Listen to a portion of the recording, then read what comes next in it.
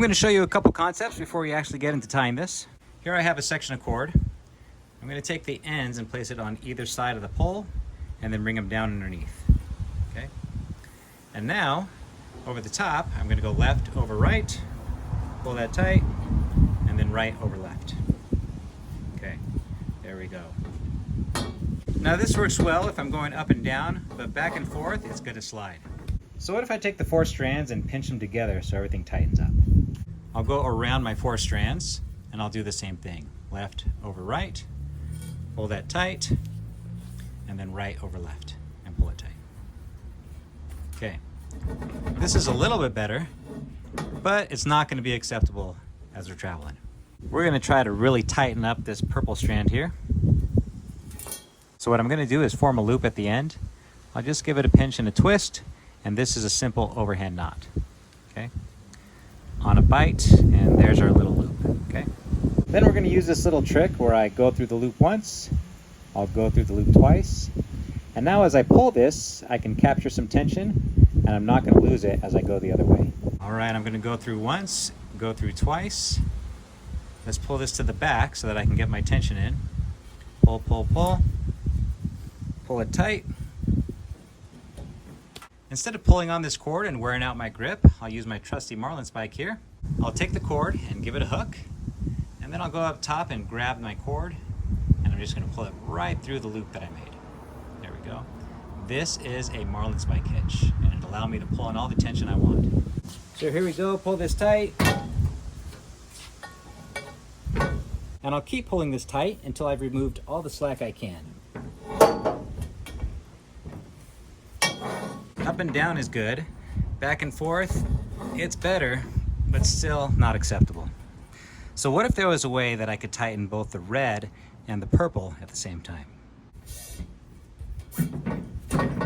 I'll use my red cord and I'll make that same loop. Just give it a twist and run it through. Just a simple overhand knot. There we go. I'll go over the top and underneath, and then back over the top and underneath. Okay? And you can see I have my 4 strands holding on to my poles.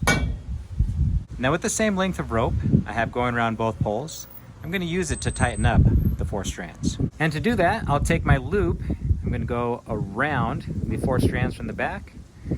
I'll take my free end, I'm going to go up, and now I'm going to connect them right in the front. Okay? I'll go through once, I'll go through twice, and I'll pull it tight. And now this end, I'm just going to follow it around until I get all the tension I want.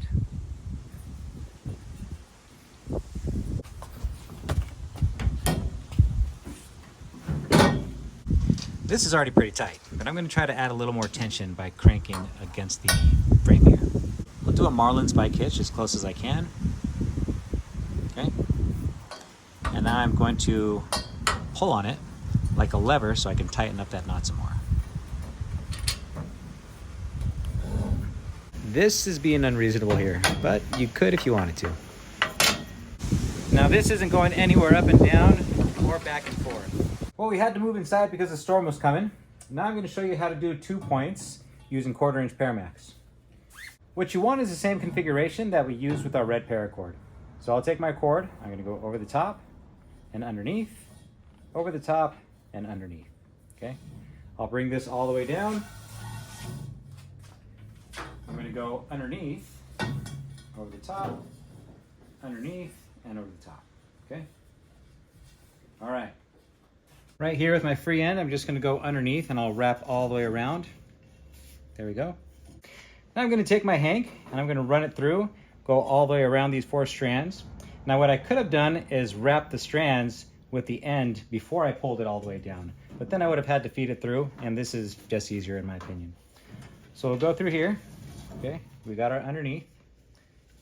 We'll go through here and we're just going to encircle all those strands. To finish this up, we need to tie these 2 together.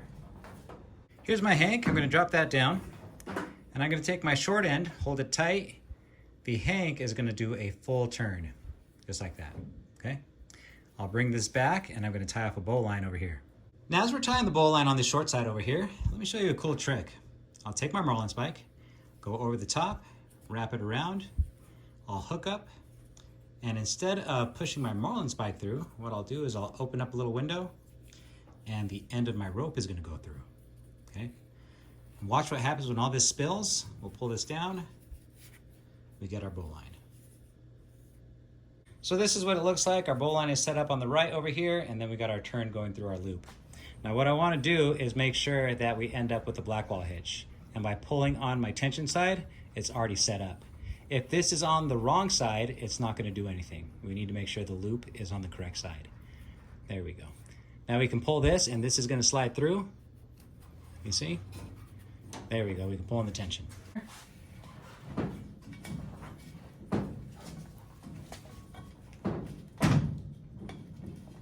That's the main explanation of how this is tied up.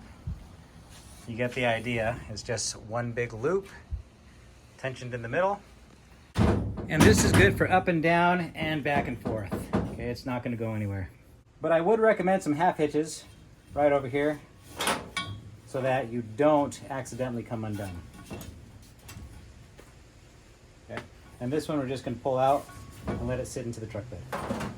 And if I didn't have a truck bed, I would just let the cord go right through the door and just shut the door right on top. And now to undo this, we'll just pull out our half hitches.